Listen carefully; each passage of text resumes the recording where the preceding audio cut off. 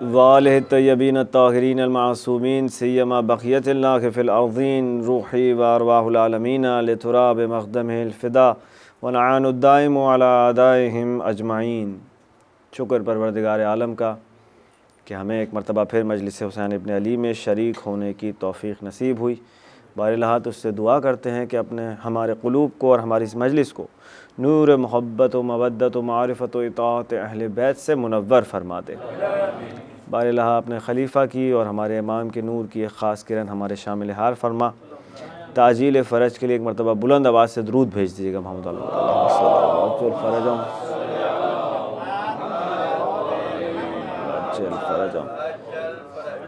توسل جناب سید السلام علیہ کی بارگاہ میں کہ شہزادی اس معرفت کے سفر میں ہماری امداد فرمائیں۔ ایک دفعہ دیا درود بی بی کی بارگاہ میں۔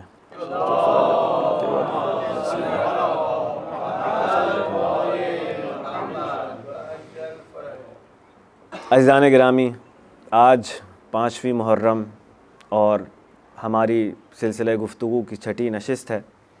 عنوان ہمارا آپ کے ذہنوں میں ہے کہ معرفت اہل بیت اور کمال انسانی۔ جو چیز ہم مسلسل دیکھ رہے ہیں وہ یہ ہے کہ صحیح عقیدہ جو ہے وہ خود ایک کمال ہے، اور جب اہل البیت سے انسان کا جو تعلق ہے وہ مودت کی بنیاد پر ہوتا ہے تو وہ ایک مضبوط قلبی ارتباط کی شکل میں سامنے آتا ہے۔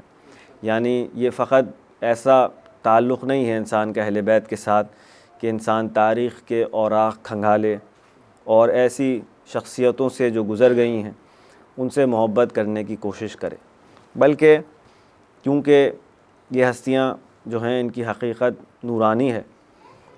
اول ما خلق اللہ نوری، سب سے پہلے پروردگار نے میرے نور کو خلق کیا۔ انا وعلی من نور واحد، میں اور علی جو ہیں وہ ایک ہی نور سے ہیں۔ تو حقیقتیں جو ہیں وہ ان ہستیوں کی نورانی ہیں۔ اب جب انسان ان سے محبت کرتا ہے، ان سے مودت کرتا ہے تو ایک لائف کنیکشن کریٹ ہوتا ہے۔ یہ میں عرض کرنا چاہ رہا تھا۔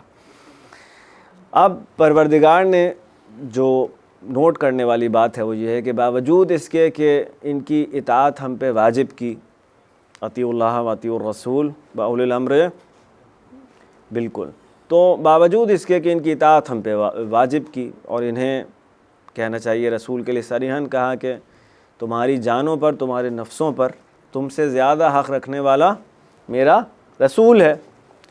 تو جو بات نوٹ کرنے والی ہے وہ یہ ہے کہ باوجود اس کے کہ پروردگار نے ان کی اطاعت ہم پہ واجب کی، ان کو ہماری جانوں پر ہم سے زیادہ اختیار عطا کیا، ہمارے لیے لازم ہے کہ ان کی اطاعت کریں، لیکن اس کے باوجود ان سے ہمارے جو تعلق ہے اس کی نوعیت پروردگار نے کیا چاہی، تو نوعیت ہماری کیسی ہونی چاہیے ان کے ساتھ، پروردگار نے کیا چاہا۔ ایک حاکم کے ساتھ جیسے اس کی رعایا کا تعلق ہوتا ہے، ایک بادشاہ کے ساتھ اس کی رعایا کا تعلق ہوتا ہے، کیا پروردگار نے اس طرح کا تعلق ہم سے چاہا ان کے اور ہمارے درمیان؟ یا مثلا ایک استاد اور شاگرد کے درمیان جو رشتہ ہوتا ہے، جو تعلق ہوتا ہے، کیا اس طرح کا تعلق پروردگار نے چاہا؟ تو جب غور کرتے ہیں ہم تو پھر ہم وہیں پر پہنچتے ہیں آخر میں کہ نہیں، پروردگار نے باوجود اس کے کہ انہیں ہم پر مکمل اختیار عنایت کیا، انہیں ہماری جانوں پر ہم سے زیادہ حق عطا کیا، اختیار دیا، اس کے باوجود جو تعلق اس نے چاہا وہ محبت کی بنیاد پر چاہا۔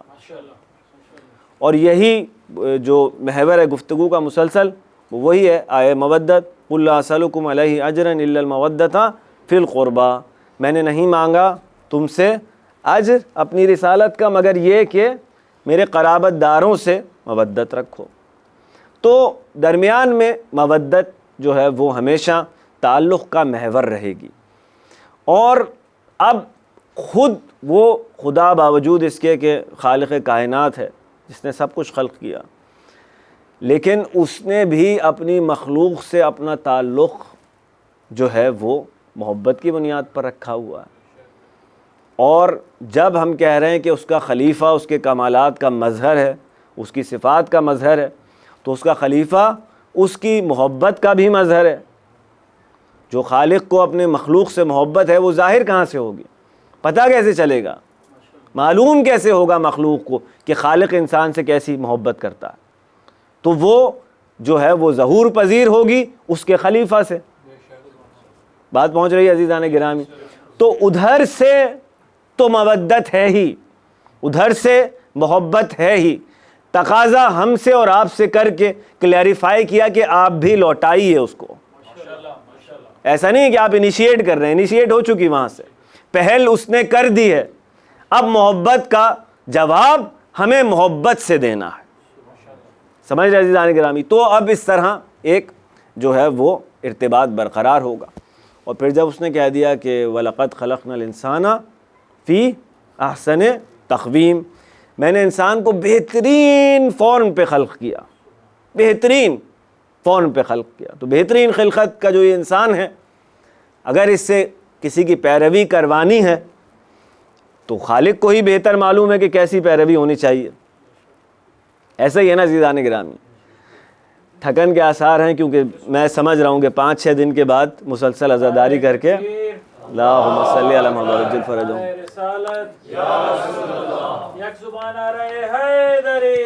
یا علی مدد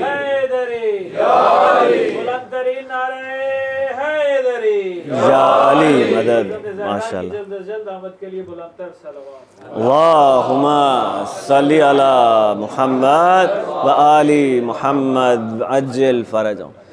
تو وہ خالق تو محبت کرتا ہی ہے اپنی مخلوق سے، لیکن کیا تعلق چاہا اس نے؟ ہم سے بھی چاہا کہ جو محبت میں نے تم سے کی ہے اس کا کسی حد تک تو جواب دو، جس حد تک تم سے ممکن ہے، اور اس کی کوئی حد نہیں ہے۔ یہ حد آپ خود ڈیسائیڈ کریں گے کہ آپ کا اور میرا جو ہے وہ ظرف کہاں تک ہے اس محبت کے لیے، ٹھیک ہے نا؟ تو اب عزیزان گرامی، جب وہ کہہ رہا ہے کہ بہترین فون پر میں نے انسان کو خلق کیا، تو منطقی طور پہ اگر یہ تقاضا نہ بھی ہو قرآن کا کہ ان سے مودت کی جائے، یا میرے خلفاء سے جو ہے وہ مودت کی بنیاد پر تعلق استوار ہو، تو منطقی طور پہ بھی تھوڑا سا ادھر حسن بھائی ادھر آ جائیے، آپ بھی رضا بھائی آگے تشریف لے آئیے، آگے یہ اللہم صلی علی محمد عجل فرجہم۔ یہ ایک ہمارا کیمرے کا اسٹینڈ ہی صراط مستقیم کے راستے میں رکاوٹ بن کے کھڑا ہوا ہے، تو میں نے کہا کہ آپ بھی آگے تشریف لے آئیے قریب سے، جو ہے میں تو پولائٹ انسان واقع ہوں، آپ بھی ادھر آ جائیں حسین بھائی، تاکہ بعد میں جو آئے نا، آپ کیونکہ مخصوصیاں بڑھ رہی۔ مہدی آپ بھی آگے آ جاؤ تھوڑا تھوڑا، شاباش۔ ایک دفعہ درود بھیج دیے گا محمد وال محمد پر، صلی اللہ عجل فرجہم۔ تو اب اگر عقلی اور منطقی طور پہ بھی ہم دیکھیں کہ پروردگار اگر چاہ رہا ہے کہ کسی کی اطاعت انسان کرے تو اس کے ساتھ اس کا تعلق کیسے ہونا چاہیے؟ استاد اور شاگرد کا میں سوال کر رہا تھا کہ تعلق کیسا ہوتا ہے؟ عقلی طور پہ اگر آپ دیکھیں تو جس استاد سے شاگرد قلبی ارتباط محسوس کرتا ہے، اس کے درس کو اور زیادہ دقت سے پڑھتا ہے، ٹھیک ہے نا؟ کیونکہ صرف وہ استاد کے ساتھ اس کی ایک اٹیچمنٹ ہے، باقی کلاسوں میں شاید اتنی جو ہے وہ جانے کہ اس کو ارج نہ ہو اندر سے، لیکن بعض اوقات کسی ایک خاص استاد کے کلاس میں ضرور شرکت کرتا ہے، اور اس کے پیچھے راز یہی ہوتا ہے کہ ایک قلبی ارتباط ہوتا ہے۔ مثلا وہ زیادہ مہربان ہے، ایک محبت قائم ہو گئی ہے، وہ زیادہ اپنے شاگردوں سے محبت کرتا ہے، تو شاگرد بھی مثلا محبت کر رہے ہیں اس سے۔ اسی طرح جو حاکمان کے ساتھ ارتباط ہے ان کی رعایا کا، لاکھ زور اور زبردستی کے ساتھ جو ہے وہ اطاعت کروا لے کوئی بھی حاکم، ٹھیک ہے، ایک لیول تک انسان اطاعت کر لے گا اس کا، لیکن وہ اطاعت جو محبت کی بنیاد پر کی جائے اس کے ساتھ کوئی موازنہ نہیں کیا جا سکتا۔ یعنی ایک خشک اور ظالم و جابر ڈکٹیٹر کی جو اطاعت ہے اس کا مقابلہ کسی بھی طرح اس حاکم کے ساتھ نہیں کیا جا سکتا کہ جس سے عوام دل سے محبت کرتے ہیں۔ ایسا ہی ہے نا عزیزان گرامی؟ تو معلوم ہوا کہ عقلی تقاضا بھی انسان کو، ہمیں خود اپنی خلقت کو دیکھتے ہوئے اپنے تھاٹ پروسیس کو ہم کیسے فنکشن کرتے ہیں، یہ بات سمجھ میں آتی ہے کہ جس سے محبت رکھیں گے اسی کی کامل اطاعت کریں گے۔ اور اب تک ہم نے یہ بات جو ایک اور مسلسل ڈسکس ہوئی ہے وہ یہی ہے کہ کامل ترین محبت صرف اور صرف انسان معصوم سے ہو سکتی ہے، کیونکہ محبت اپنے ساتھ لازمی طور پہ اطاعت لے کر آئے گی. اور کل ہم دیکھ رہے تھے کہ صفات بھی منتقل ہوتی ہیں مسلسل. اسی لیے دوستی کے معاملے میں جو احتیاط کی ساری بحث ہے وہ یہی ہے کہ جہاں قلبی ارتباط ہوگا وہاں صفات منتقل ہوں گی، عادات منتقل ہوں گی. تو پروردگار نے یہ تقاضا کر کے جو ہے واضح کیا کہ کیوں کہہ رہا ہوں، کیونکہ یہ معصوم ہیں، ان کی محبت سے سوائے فائدے کے اور خیر کے تمہیں اور کچھ نہیں ملے گا. ٹھیک ہے، ایک دفعہ بلند آواز سے درود بھیج دیجیے.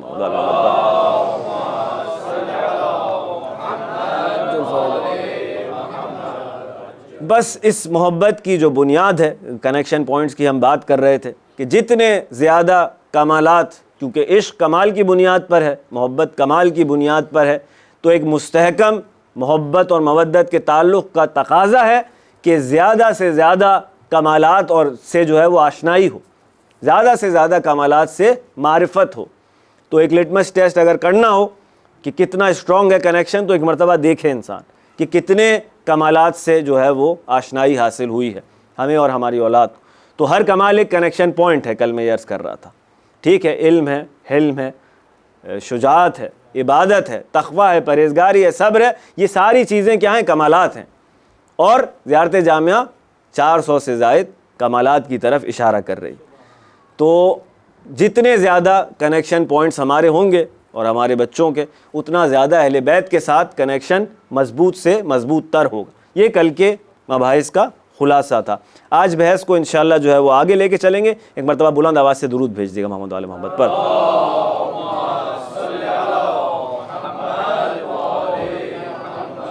عزیزان گرامی، زیارت جامعہ میں ایک مقام پر زائر مولا کا یہ کہہ کے سلام کر رہا ہے، کیونکہ مولا کی تعلیم کی ہوئی ہے تو ہم یہ کہیں گے کہ امام یہ کہہ رہے ہیں کہ ایسے سلام کیا جائے. عرض کر رہا ہے زائر کہ اے معدن رحمہ آپ پر سلام ہو، اے رحمت کے معدن آپ پر سلام ہو. تو اب یہ معدن کیا ہے؟ معدن کے لیے جو اس کا لفظی معنی ہے وہ ہے کہ کسی جگہ کی، کسی اشیاء، ایک ایسی جگہ جہاں پہ اشیاء کا محل تولید ہے، یعنی وہاں پہ وہ چیز مینوفیکچر ہوتی ہے، پیدا ہوتی ہے، اس مقام کو معدن کہتے ہیں. مخزن سے تھوڑا ڈیفرنٹ ہے. مخزن کو کہتے ہیں جہاں پہ اسٹور کیا جائے، اسٹوریج کا وہ زیادہ اس میں کانسیپٹ آتا ہے. لیکن ادھر جو چیز پیدا ہو رہی ہے جہاں پر، تو اس کو کہتے ہیں معدن. اشیاء کی پیدائش، ان کی تولید کا مقام. ٹھیک ہے، تو معدن رحمہ، اے رحمت کی پیدا ہونے کی جگہ، جہاں سے رحمت پیدا ہوتی ہے، آپ پر سلام ہو. ٹھیک ہے، ایک دفعہ درود بھیج دیے گا محمد وآل محمد پر.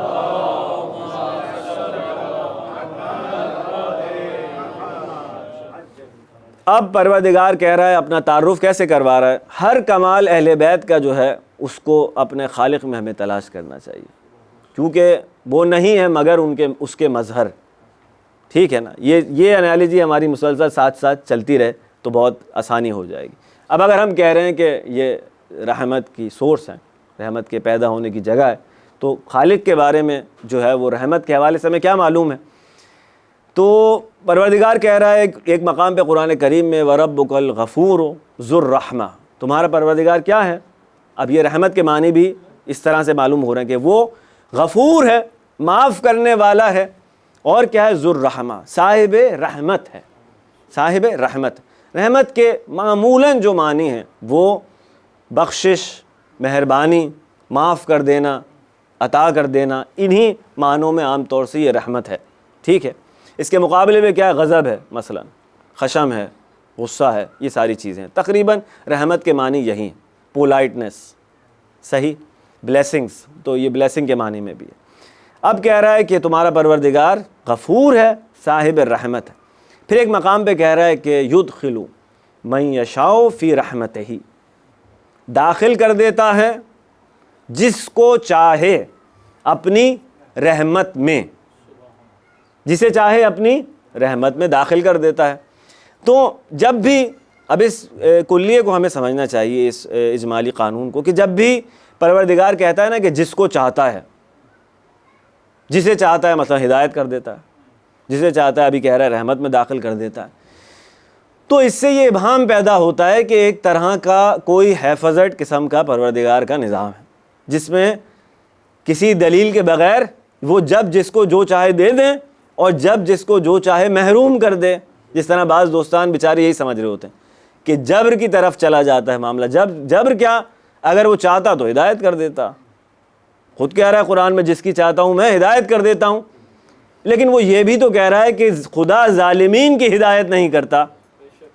تو کہیں نہ کہیں وہ قانون سمجھ میں آ جائے گا کہ کیوں کسی کی ہدایت کرتا ہے۔ ایک مقام پہ کہے گا کہ میں جس کی چاہتا ہوں ہدایت کر دیتا ہوں، ایک اور مقام پہ کہہ رہا ہے کہ اب یہ جو منطقی طور پہ اگر میں کہوں کہ جو ہے وہ بیٹھے ہوئے دوست جس کو چاہتے ہیں، یہ اگر ایک روز یہ آگے کہیں گے میں جس کو چاہتا ہوں مثلاً چائے پلا دیتا ہوں، ٹھیک ہے، اور اگلے روز یہ کہیں کہ میں مہربان افراد کو چائے پلاتا ہوں، تو اب آپ وہ جو پہلی والی بات ہے اس کو اسٹینڈ الون دیکھ کے اس سے نتیجہ نہیں نکال سکتے۔ وہ پہلی والی بات ہمیشہ اس دوسری بات کے ساتھ رکھ کے پھر نتیجہ نکالا جائے گا کہ نہیں، وہ جس مہربان آدمی کو دیکھتے ہیں اس کو چائے پلاتے ہیں۔ اب جوائن کر دیا آپ نے تو یہ نتیجہ نکلا صحیح، ٹھیک ہے۔ اسی طرح پروردگار کا ہے کہ جب آپ کا یہ عقیدہ ہے وہ عادل ہے، وہ حکیم ہے، تو یہ کیسے ممکن ہے کہ بغیر کسی بنیاد کے کسی کی ہدایت کر دے، بغیر کسی وجہ کے کسی کو رحمت میں ڈال دے، بغیر کسی وجہ کے کسی کو جہنم میں ڈال دے؟ وجہ نہیں ہے، وجہ لازمی ہے، کوئی نہ کوئی وجہ ہے۔ اب ایک اور مقام پہ کیا کہنے لگا، ابھی یہاں کہہ رہا تھا کہ یدخل من یشاء فی رحمتہ، جس کو چاہتا ہے اپنی رحمت میں داخل کر لیتا ہے۔ پھر کہنے لگا وَكَانَ بِالْمُؤْمِنِينَ رَحِيمًا۔ اب یہ کیا کہنے لگا کہ اور وہ مومنین کے لیے کیا ہے، رحیم ہے۔ تو یہاں سے کرائیٹیریا پتہ چل گیا کہ ایمان لے کر آؤ، کم از کم ایک کرائیٹیریا تو بتا دیا، ایمان لے کر آؤ پھر اس کی رحمت دیکھو، ٹھیک ہے۔ اب یہ کلمہ بنیادی طور پہ جو رحمت کی بات ہو رہی ہے، کیونکہ بسم اللہ الرحمن الرحیم، کان آشنا کتنے زیادہ ہیں رحمان سے، رحیم سے، ارحم الراحمین یا کیا کہتے ہیں یا خیر الراحمین، اور اسی فیملی کے الفاظ سے ہمارے کان مانوس ہیں کہ یہ کس فیملی کا ورڈ ہے، رحمہ، اور ہم کہہ رہے ہیں رحمت کے پیدا ہونے کی جگہ آپ پر سلام، ٹھیک ہے نا۔ تو یہ بحث ساری اسی کے ذیل میں ہے۔ اب امام جعفر صادق علیہ السلام فرماتے ہیں کہ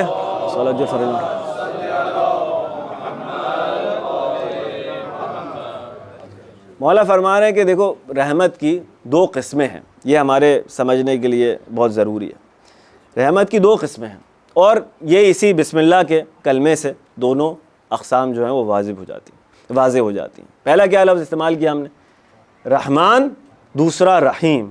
تو رحمان مولا فرماتے ہیں کہ الرحمن بجمیع خلقہ والرحیم بالمؤمنین خاصہ۔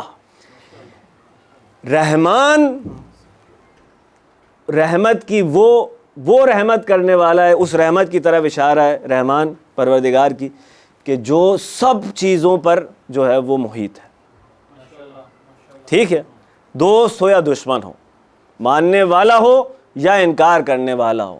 رزق فرعون کو بھی مل رہا ہے، رزق یزید کو بھی مل رہا ہے، وہ ساری جو رحمت اس کی ہے، سانسیں چل رہی ہیں بھائی، زندہ رکھا ہوا ہے اس کو، ٹھیک ہے، یہ اس کا وہ جلوہ ہے جو سب کے شامل حال ہے، اس کی رحمت، ٹھیک ہے نا۔ وہ ابراہیم علیہ السلام کا واقعہ آپ کو یاد ہو کہ سرکار ابراہیم، تھوڑا سا کھڑکی کھول دیجیے گا، یہ تھکن جو ہے وہ کچھ آکسیجن کی قلت کی وجہ سے بھی معلوم ہو رہی مجھے۔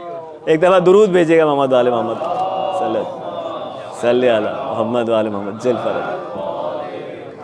تو ابراہیم علیہ السلام کے لیے جو ہے وہ مشہور تھا کہ بہت مہمان نواز ہیں، اور میں کہوں گا کہ کیوں نہ ہو، اگر پروردگار کا خلیفہ ہے تو نظر آنی چاہیے اس کی کمالات، اس میں جلوہ گر ہیں۔ تو مہمان نوازی کی حد یہ تھی خلیل اللہ کی کہ کھانا نہیں کھاتے تھے جب تک مہمان نہ ملے۔ عجیب و غریب معاملہ ہے نا۔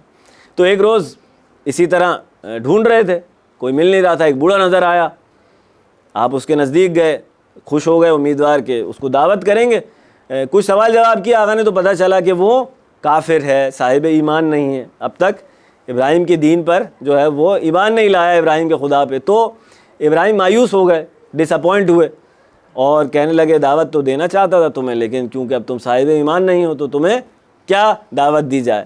تو بہرحال حکایت یہ کہتی ہے کہ ابراہیم یہ کہہ کے مڑے کہ پروردگار کا میسنجر آ گیا، کہنے لگا آپ کا پروردگار فرما رہا ہے میرے خلیل.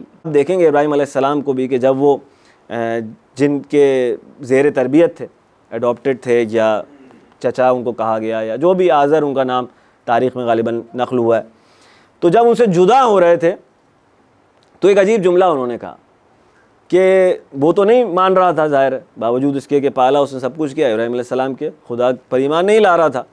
تو ان سے جدا ہوتے ہوئے انہوں نے یہ جملہ کہا تھا کہ میں پھر بھی تیرے حق میں دعا کروں گا، وہ مجھ پر بے انتہا مہربان ہے.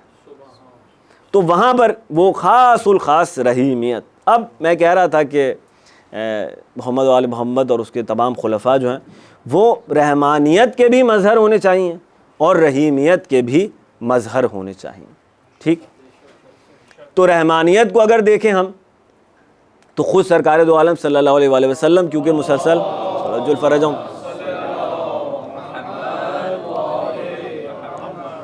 مسلسل ذکر قلب حلم کا ہو رہا تھا، جو کہ اسی خانوادے سے ملتا جلتا ہی ایک اور کمال ہے.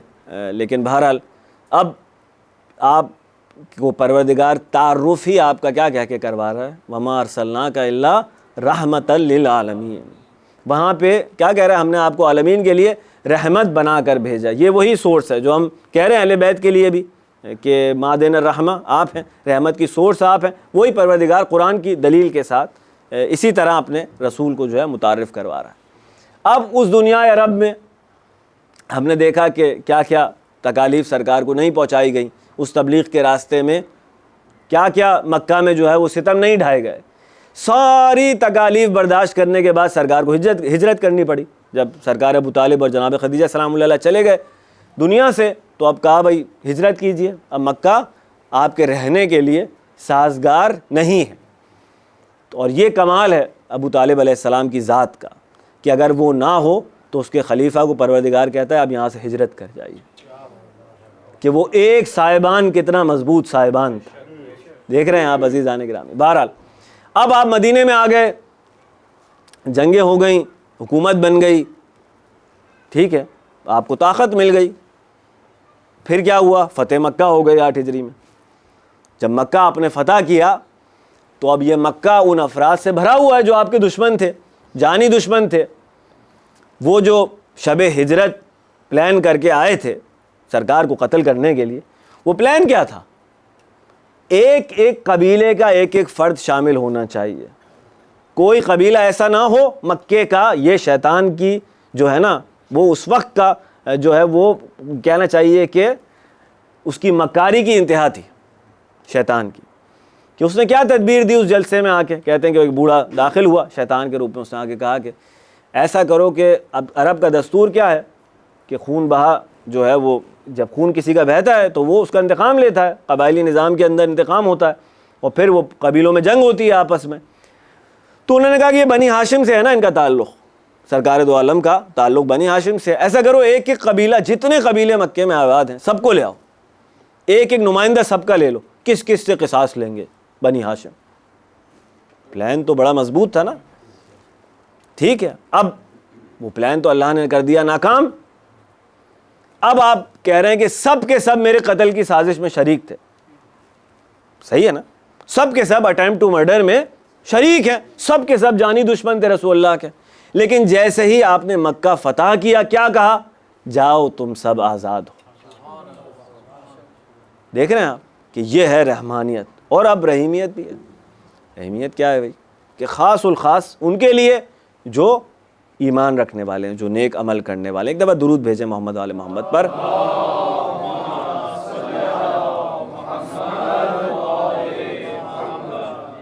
سلمان کا ذکر میں نے کہا کہ شاہد مثال کے طور پہ جو ہے آپ کے سامنے پیش کروں کہ سلمان و منا کیونکہ اہل بیت ہیں، وہاں سے تو ہم دیکھیں کہ کیا خاص الخاص جو ہے وہ ایسے کیا کام ہوئے اور کیا معاملہ ہوا جو اس مقام تک پہنچے.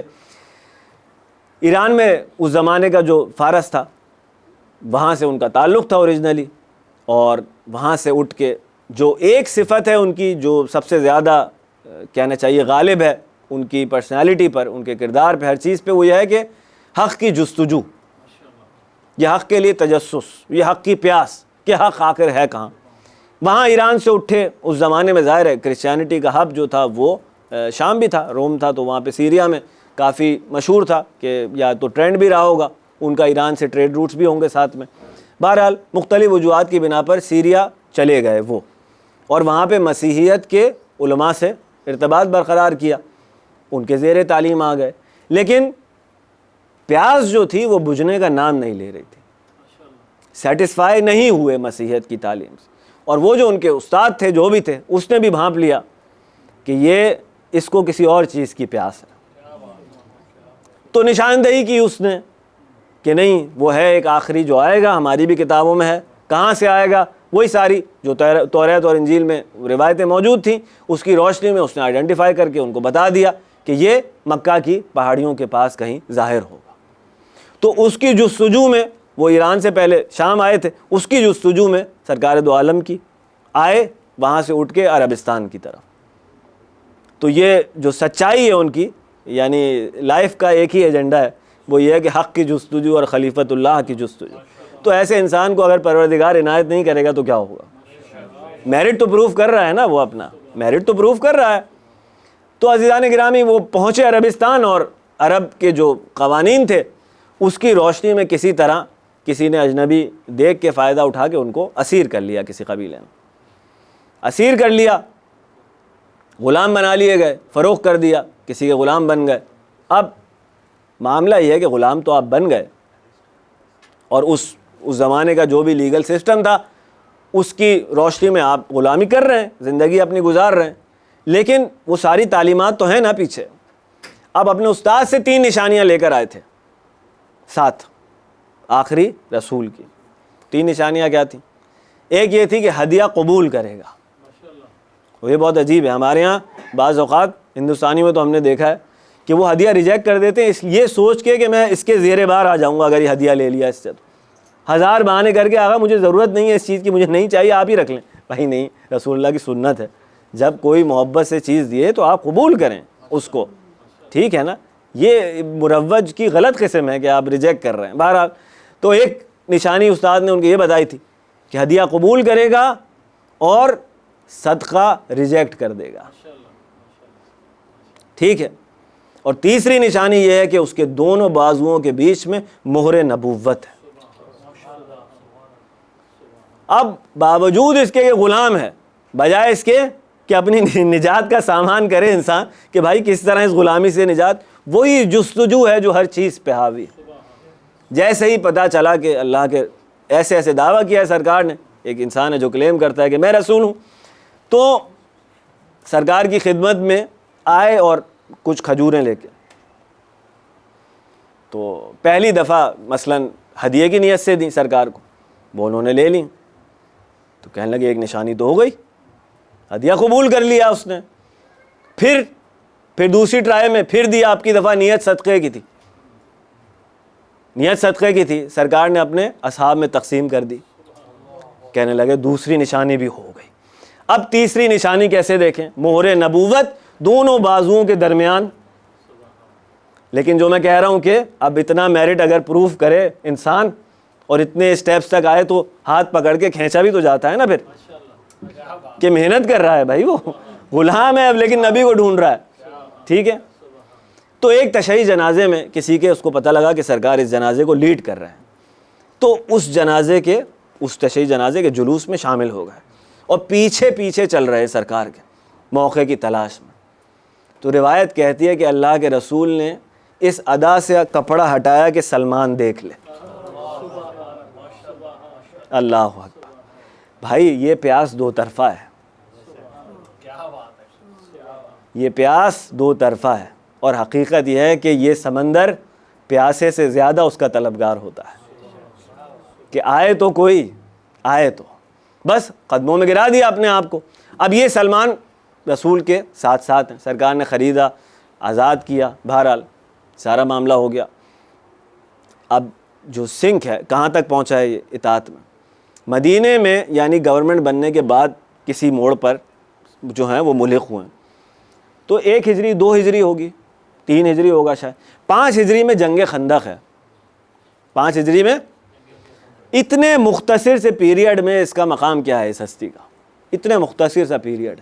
لیکن جو سنخیت کی بات ہو رہی ہے کہ محب اور محبوب کے درمیان ایک سنخیت ہے، اور خلیفۃ اللہ کے ساتھ جب انسان کی قلبی اٹیچمنٹ ہوتی ہے کمالات منتقل ہوتے ہیں۔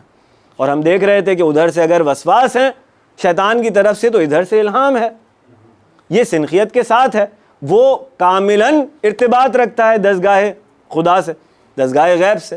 جیسے جیسے اس کا محب آتا جاتا ہے تو وہ بھی مرتبط ہوتا جاتا ہے۔ وہ تو ایک انتہا ہے نا کہ اے علی میں جو سنتا ہوں وہ تم سن رہے ہو، وہ تو ایک انتہا ہے نا، لیکن کہیں تک تو انسان پہنچ سکتا ہے نا کہ قلب معصوم میں کیا چل رہا ہے وہ سنک سے سمجھ جائے۔ دیکھیں عجیب معاملہ ہے کہ اگر بزرگان کہتے ہیں کہ آیت اللہ بہجت رمضان کے لیے چاند کے اعلان کے منتظر نہیں ہوتے تھے، ملائکہ کو دیکھ کر سمجھ لیتے تھے کہ رمضان شروع ہو۔ کہاں پہنچا آدمی، کہاں پہنچا انسان، کہاں پہنچا۔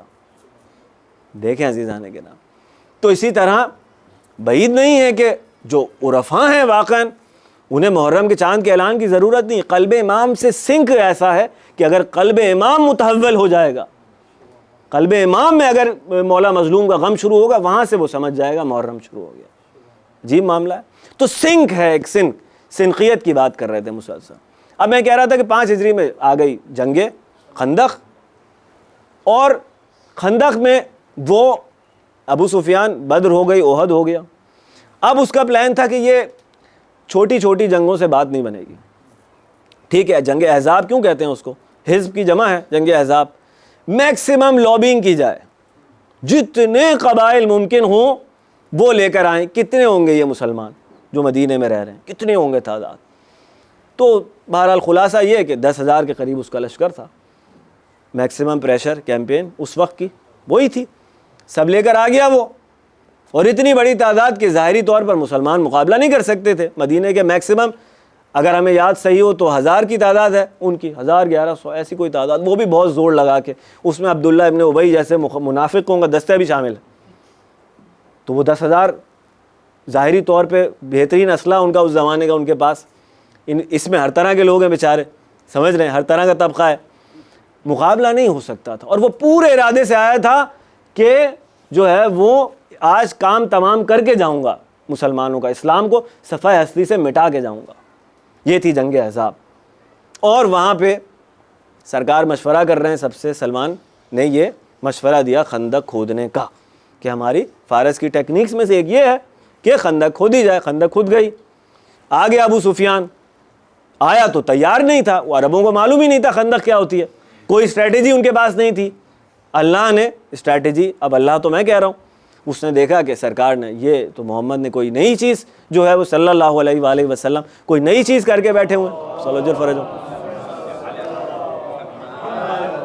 اب مشکل یہ ہو گئی کہ جتنا بڑا لشکر لائے تھے اب یہ سوچ رہے ہیں کہ کیسے عبور کریں گے اس خندق کے لیے، کیا اسٹریٹجی اپنائی جائے۔ دن گزرتے جا رہے ہیں، وہ سارا لشکر جو ہے وہ وبال بنتا جا رہا ہے، کیونکہ ان کے کھانے پینے کا بندوبست کرنا ہے، ان کو ٹھہرانا ہے، کیا کرنا ہے، وہ سب سفر میں مسافر، تو بیک فائر کر گئی اسٹریٹجی ساری۔ تو اس نے فرسٹریٹ ہو کے بھانپ لیا، کیونکہ لیڈر تو تھا، وہ باپ تھا امیر شام کا بھائی، جس کی آغوش میں وہ پلا ہے معلوم۔ تو اس نے بھانپ لیا کہ نہیں یہ معاملہ تو خراب ہوتا جا رہا ہے۔ تو اس نے فرسٹریشن میں ایک خط لکھا، یہیں تک لانا تھا بس آپ کو۔ اس نے کہا کہ میں تو آیا تھا تم سے لڑنے کے لیے، مگر میں یہ دیکھ رہا ہوں کہ تم لڑنا نہیں چاہتے۔ اور اب کہنا چاہیے کہ فرسٹریشن بھی تو مٹانی ہوتی ہے، اور سیونگ فیس۔ وہاں اس نے ایک جملہ لکھا کہ مجھے نہیں معلوم کہ تمہیں یہ طریقہ کس نے سکھایا۔ کیا طریقہ؟ خندق کھودنے کا طریقہ، ٹھیک ہے۔ کس نے سکھایا؟ آپ بتائیے کس نے سکھایا؟ سلمان نے سکھایا۔ رسول اللہ نے جواب لکھا، اور اس میں سرکار نے ساری بشارتیں بھی دی اسی خط میں کہ بہت جلد ہم ہوں گے اور مکہ ہوگا اور ساری۔ اور وہاں پہ ایک لفظ کہا کہ یہ طریقہ جو تو نے کہا ہے کہ کس نے سکھایا، یہ طریقہ میرے پروردگار نے مجھ پر الہام کیا۔ دیکھیں عزیزان گرامی، کیا عجیب و غریب منزل کمال ہے کہ رسول اللہ کہہ رہے ہیں کہ میرے قلب پر الہام ہوا. پہنچ رہی ہے بات؟ قلب رسول اللہ کا ہے، ٹھیک ہے، اسٹریٹجی اللہ کی دی ہوئی ہے، سلمان سگنل پکڑ رہا ہے، زبان سلمان کی ہے. آخر میں بات پہنچ رہی ہے نا کہ جان ملک الموت نکالتا ہے، جان میں نکالتا ہوں، بات ایک ہی ہے ساری. میں کہوں کہ میں نے لکھا، ہاتھ نے لکھا، قلم نے لکھا، بات تو ایک ہی ہے نا. تو میرے رب نے مجھ پر الہام کیا. بہرحال تو یہ ہے سلمان. اب رحیمیت گفتگو جو ہے وہ وقت تمام ہوتا جا رہا ہے. جب جو کردار ہے اس کا، یہ 3 یا 4 سال یا میکسیمم 5، چلیں ہم کہیں پہلی ہجری میں بھی اگر ایمان لائے تھے سلمان، ملاقات ہوئی تھی، تو یہ یہاں پہنچا ہوا ہے سلمان. کردار یہ ہے کہ گورنری آفر ہو رہی ہے، خلیفہ دوم کی طرف سے گورنری آفر ہوئی، تو گورنری قبول کرنے سے پہلے مولا کے پاس آیا. دیکھیں گورنری مدائن کی بہت بڑی پوسٹ ہے، اور وہ بنو امیہ کے جو ہواخوار تھے سارے، اور اس دستگاہ ثقیفہ کے، وہ ان کا تو بس نہیں چلتا تھا کہ کسی طرح کوئی پوسٹ ہاتھ آ جائے، کیونکہ وہ دنیا داری کا وسیلہ ہوتی تھی. اس میں کوئی مشکل بات تو نہیں ہے نا، کمپلیکس. لیکن سلمان کتنا عجیب ہے، آفر ہو رہی ہے گورنری، اور وہ مولا کائنات سے آگے پوچھ رہا ہے کہ مولا آپ کا حکم کیا ہے، قبول کروں یا رد کر دی جائے. لیکن ان خاص الخاص افراد میں سے ہے کہ جس کو واقعی امام کہتے ہیں کہ تم اس دستگاہ کے اندر بیٹھ کر کام کرو. عجیب و غریب ہے. ایک علی بن یختین کی ہمیں مثال ملتی ہے، یا یختین، جو امام موسیٰ کاظم علیہ السلام کے صحابی ہیں، اور ایک یہ سلمان ہے کہ جس کو مولا نے کہا جاؤ سلمان، اور وہاں پہنچ گئے، گورنر ہیں آپ، اس کے باوجود بیت المال سے پیسے نہیں لیتے، اپنے ہاتھوں سے ٹوکریاں بناتے ہیں، اس کی کمائی اپنے پرسنل مصرف میں لے کر آتے. تو وہی علی کا طرز حکومت سلمان کی. اب جب دنیا سے خلاصہ کریں کہ جانے کا وقت آیا، تو سلمان تو مدائن میں ہے، سلمان مدائن میں ہے، اور وہ جو ان کا خادم ہے یا جو بھی رفیق ہے جو آخری وقت میں ساتھ ہے، کہہ رہے سلمان وصیتیں کرو اور بتاؤ کہ تمہاری تہجید و تکفین وغیرہ جو ہے وہ کیسے کی جائے، ساری باتیں بتا دو، اب تم تو جان کنی کی حالت میں ہو، جان دینے والے ہو، نزا کا عالم ہے. تو سلمان نے اس سے کہا کہ اب اپنے لفظوں میں اگر اس کا خلاصہ کروں کہ میری مراسم کے لیے پریشان مت ہو. اس نے کہا کیوں؟ کہنے لگے میرا مولا آئے گا.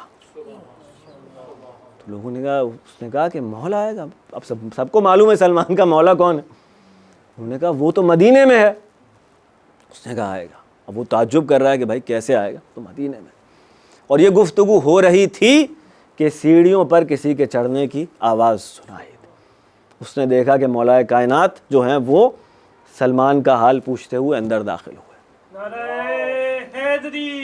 یا علی مدد.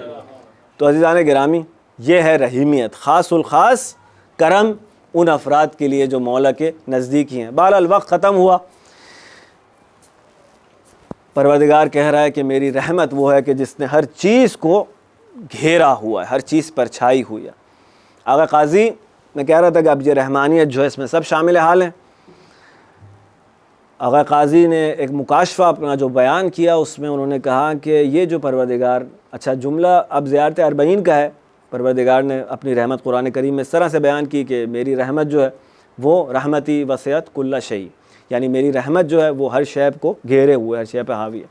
تو زیارت اربعین کا جملہ ہے مولا حسین کے لیے کہ اے رحمت واسعہ آپ پر سلام، رحمت واسعہ آپ پر سلام. تو آقا قاضی نے جو ہے وہ اپنے کسی مکاشفے میں یہ دیکھا کہ اس کی رحمت واسعہ کا مظہر امام حسین علیہ السلام. اور نظر بھی آتا ہے کہ دیکھیں آپ کہ انسان کیا ہی عیسائی ہو یا کیا ہی ہندو ہو آج کے دور میں، خاص طور پہ اربعین پہ ہم دیکھ رہے ہیں کہ حسین واقعی ایسا لگتا ہے جیسے دلوں میں ایک میگنیٹ لگا ہوا ہے، ایک مقناطیس ہے جو کھینچ رہا ہے حسین کی طرف، اور بڑی آسانی سے انسان ایموشنز کی وجہ سے حسین ابن علی سے آ کے ملحق ہو جاتا ہے. دل عزیزان گرامی میرا یہ چاہ رہا تھا کہ میں چند جملے کل جو ہے وہ مولا حسین کے ایک اور شعر کی شان میں بیان کروں جس کا نام تھا جون، اور پھر انشاءاللہ اس کے بعد آج کی مخصوصی کی طرف جائیں گے. خدا نے ہمت دی، توفیق دی، طاقت دی. تو جون ظاہر غلام تھے، اور ابو ذر غفاری کے پاس تھے. جب ابو ذر غفاری دنیا سے چلے گئے جلا وطنی اور پردیس میں شہادت کے بعد, تو اہل بیت کے ساتھ آ کے رہنا شروع کیا. اب ظاہر ہے جا رہے ہیں سب اصحاب, تو جون بھی آ گئے, لیکن اسٹیٹس تو غلاموں والا ہے نا. ابھی جو میں عرض کر رہا تھا سلمان غلام تھے, سرکار نے آزاد کی. تو جون آئے اور شہادت کی خواہش کا اظہار کیا. تو مولا حسین نے کہا جون تم نے ہماری بہت خدمت کر لی ہے نا, اور تم ظاہر ہے کہ راحت اور سکون کو دوست رکھتے ہوگے, تو جون جاؤ میں نے تمہیں آزاد کیا, میں نے تمہیں آزاد کیا. اللہ اکبر. دیکھیں عزیزان گرامی, حسین ابن علی کہیں عشق کا امتحان لے رہے ہیں, یا ایسا نہ ہو تاریخ کہے کہ حسین نے اپنے غلاموں کو شہید کروا دیا. مجھے نہیں معلوم کہ اس کی وجہ کیا ہے, لیکن مولا نے کہا کہ جاؤ. اور وہی تعلق اگر محبت اور مودت کی بنیاد پر نہ ہو تو انسان پھر کربلا میں مولا کے ساتھ نہیں شریک ہو سکتا ہو. عقل کے خشک پاؤں سے تھوڑی انسان کربلا میں شریک ہو جائے گا مولا کے ساتھ. تو ابھی تو شب عاشور کا امتحان باقی تھا. تو مولا نے کہا جون جاؤ, تمہیں ہم نے آزاد کیا اور تم نے ہماری بہت خدمت کر لی, ہم تم سے راضی ہیں, جاؤ اپنی جان بچا کر چلے جاؤ. دیکھیں اب عجیب بات یہ عزیزان گرامی کہ مولا زندگی کا راستہ دکھا رہے ہیں, اور یہ شہدائے کربلا جو ہے وہ مر جانے کو حسین ابن علی کے ساتھ اس زندگی پر ترجیح دے رہے ہیں. اب جون نے, جو میں کہہ رہا تھا کہ چابیاں ہوتی ہیں لوگوں کے پاس, جون نے ایک عجیب چابی کا استعمال کیا. کہنے لگا فرزند رسول ہم نے سنا ہے کہ آپ نے کہا ہے کہ جو آپ کے ساتھ شہید ہوگا محشر میں اس کا لہو آپ کے لہو کے ساتھ مخلوط ہوگا. میں جانتا ہوں کہ میں پست نسب ہوں, میں جانتا ہوں میرے جسم سے بدبو آتی ہے, میں سیاہ پوست ہوں نا مولا, میں سیاہ پوست ہوں, میری اسکن کا کلر ڈارک ہے نا. آپ یہ نہیں چاہتے کہ مجھ جیسا پست انسان آپ جیسے عظیم انسان کے ساتھ مخلوط ہو جائے. ایک مرتبہ مولا نے تڑپ کر کہا جاؤ جون تمہیں اجازت دی. عزیزان گرامی جون نے جنگ کی, 25 کے قریب جو ہے وہ دشمنوں کو فنار کیا. ایک مرتبہ آخری سلام کیا, مولا حسین سرانے آئے اور عجیب دعا کی, پروردگار اس کے چہرے کو روشن فرما, اس کے بدن کو خوشبودار بنا دے. عزیزان گرامی یہ تھی مولا حسین کی دعا, کہ نتیجہ یہ تھا کہ جب بنی اسد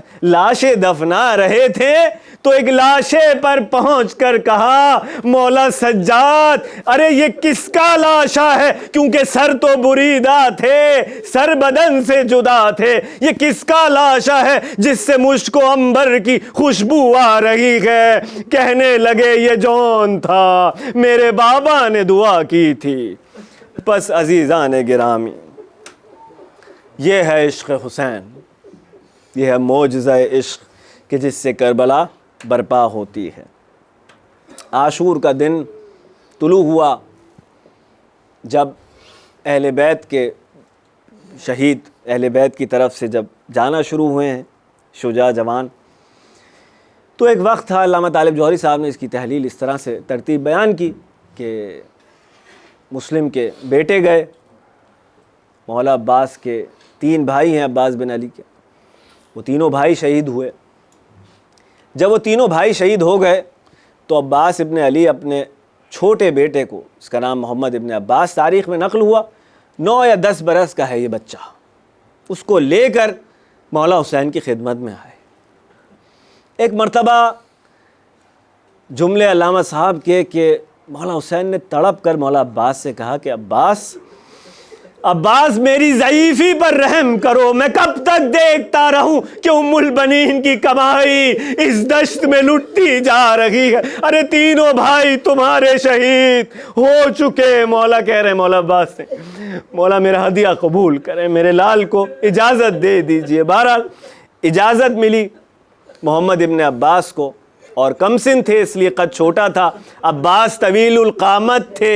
راوی نے لکھا کہ ہم نے دیکھا کہ سر جھکا کر آہستہ سے سمجھا رہے ہیں میرے لال جب زخم لگے گا نا تو تکلیف سے واپس خیموں میں مت لوٹنا. ارے تو علی کا پوتا ہے, تو عباس کا بیٹا ہے, لشکر کے علمدار کا بیٹا ہے, خیموں میں مت آنا. عزیزان گرامی, جب محمد ابن عباس کی شہادت کی خبر خیموں میں آئی ہے تو میں کہوں گا ادھر کربلا کے علمدار کے لال کی خبر آئی, ادھر شام کی علمدار بے چین ہو گئی. ارے فضا, عباس کا لال چلا گیا, میرے اون و محمد کی کیا خبر ہے, میرے اون و محمد کہاں ہے؟ فضا نے تڑپ کر کہا شہزادی صبح سے جنگی اجازت مانگ رہے, حسین اجازت نہیں دیتے.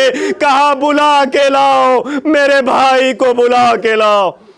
ایک مرتبہ شہزادی جلال میں ہے اور حسین ابن علی جو ہیں وہ تشریف لائے. کہا بہن زینب کیا بات ہوئی جو آپ نے ہمیں طلب کیا؟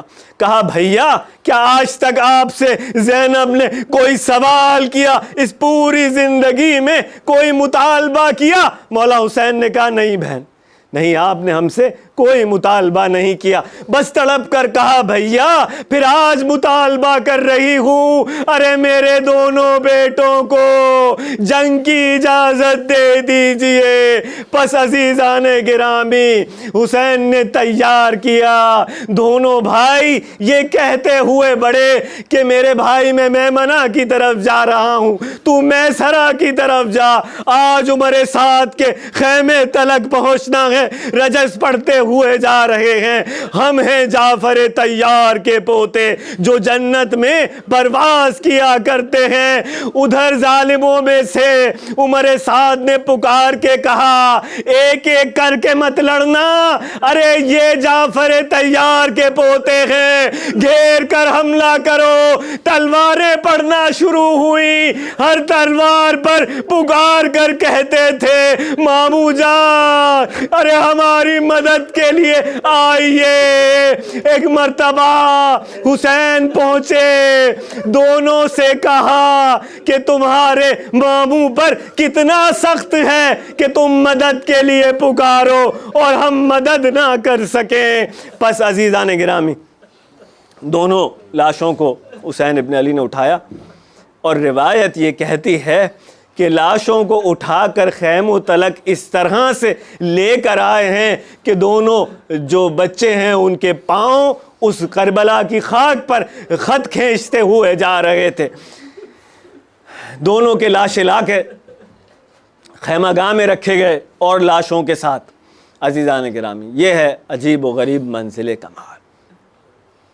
آپ نے سن رکھا ہے نا تاریخ میں کہ جیسے ہی علی اکبر نے میدان سے آخری دفعہ جو صدا دی تھی مولا حسین کو کہ بابا علی اکبر کا آخری سلام, بس بی بی جانتی تھی, ارے وہ بہن جانتی تھی کہ بھائی یہ صدمہ برداشت نہیں کر سکتا. خیموں کے در پہ چلی آئی اور بزرگان کہتے ہیں کہ حسین کا دھیان بٹا رہی تھی کہ معلوم نہیں حسین ارے باقی رہے یا چلا جائے. ایک مرتبہ کہا جاؤ زینب, ارے اکبر کی لاش اٹھا لوں گا. وہ جو علی اکبر کے لاشیں پر آئی تھی, ارے دونوں بچوں کے لاشیں آئے, باقی بیویاں رو رہی تھی, وہ سامنے نہیں آئی, نہیں روئی. میں کہوں گا دونوں سر ساتھ ساتھ چلے, کہیں نہیں ملتا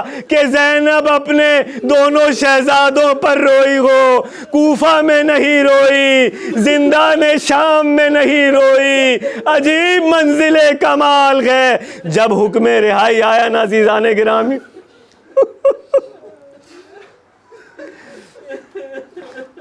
وہ دن آ گیا جب حکم رہائی سنایا گیا. اب اس حکم رہائی کے ساتھ کیا ہوا کہ حکم یہ دیا گیا کہ یہ جو سر ہیں جن کو نیزوں پر لایا گیا ہے انہیں لوٹا دیا جائے اہل حرم کو. اب ایک ایک کر کے جو ہے وہ بیبیاں آگے بڑھتی جا رہی ہیں اور اپنے اپنے وارثوں کے, اپنے اپنے عزیزوں کے سر لیتی جا رہی ہیں. ٹھیک ہے، اب سر کم ہوتے جا رہے ہیں، ہر بیوی آ رہی ہے اپنے پیارے کا سر لے کر جا رہی ہے، یہاں تک کہ وہ وقت آیا جب 2 چھوٹے چھوٹے بچوں کے سر باقی رہ گئے۔ کسی شامی عورت نے پکار کے کہا، ارے ان بچوں کی ماں دنیا سے چلی گئی ہے کیا؟ ایک مرتبہ زینب نے پکار کر کہا، اے بی بی ایسا مت کہو، ماں زندہ ہے لیکن اپنے بھائی پر فدیہ کر دیا، اب میں اپنے بچوں پر کس طرح روؤں؟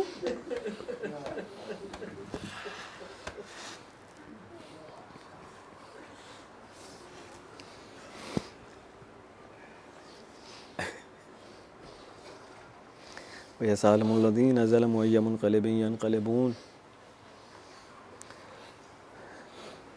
بار الہ ہماری اس عبادت کو اپنی بارگاہ میں قبول فرما۔